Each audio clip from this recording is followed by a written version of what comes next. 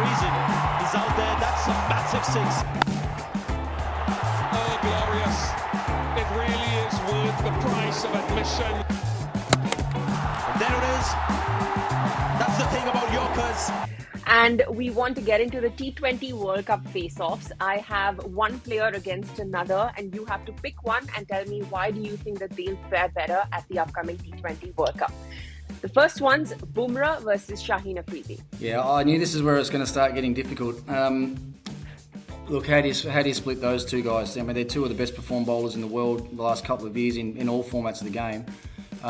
Probably just on experience alone, I'll go for Bumrah. He's played a fair bit of cricket in Australia now. Played more in Australia than Afridi has. Played more big tournaments as well than Afridi has. So you know they'll both get a little bit of assistance here with the brand new ball. But I just think Bumrah's death bowling is slightly better than Afridi, so I'll go with Bumrah on this one. Babar Azam versus Jos Buttler. Well, these are two players that I had in my top 5 that you asked me the other day. You look, technically, Babar Azam is technically a better player than Buttler. You look at their strike rates though, and there's no comparison there. Butler's a much more dynamic, sort of 360-degree player than Babar is. Babar hasn't been in the greatest of form of late either. So Butler's been out injured as well, hasn't played much cricket. But Butler's also played more cricket in Australia with England, and he's had spent some time in the Big Bash with the Sydney Thunder. So I'm going to go Jos Buttler on this one. Hardik Pandya versus Glenn Maxwell. Well, two of the most dynamic all-rounders in world cricket. Hardik's last few months in particular have been probably the best of his career. Hardik was one that I had in my top 5 last week as well. And looking at the way that they stack up, I think Hardik's going to probably have more of a chance to have an impact with the ball and also more of a chance to have an impact with the bat. Maxwell's been batting quite low in T20 cricket. But that being said, in Australia, I think Maxwell will end up scoring more runs than Hardik, and I think Hardik will take more wickets than Maxwell. So I'm going to call that one a draw. Rashid Khan versus Vanindu Hasaranga.